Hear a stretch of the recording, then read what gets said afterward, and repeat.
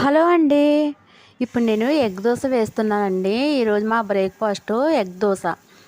ముందు పాన్‌లో కొంచెం ఆయిల్ వేసుకొని తర్వాత పిండి వేసేసుకొని ఇలా దోసలా వేసుకోవాలండి.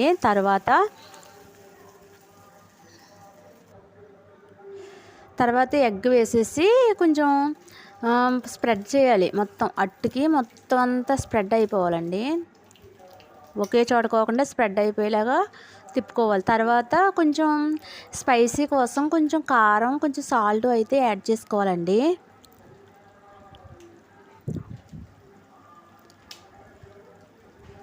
అది కూడా కొంచెం స్ప్రెడ్ చేసుకోవాలి, లేకపోతే ఒకే చోట ఉండిపోద్ది కదా. తర్వాత ఆనియన్స్, మనకు కావాల్సిన ఆనియన్స్, క్యారెట్ ఇవి మన ఇష్టం అండి, అవి వేసేసుకోవాలి.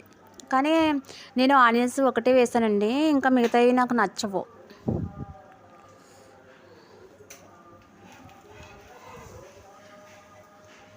తర్వాత ఇది రెండో వైపును కూడా తిప్పుకోవాలి.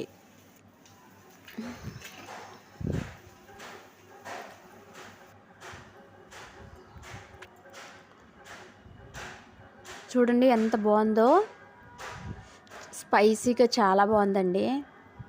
తర్వాత పల్లీ చట్నీతో మనం తింటే సూపర్ ఉంటుంది.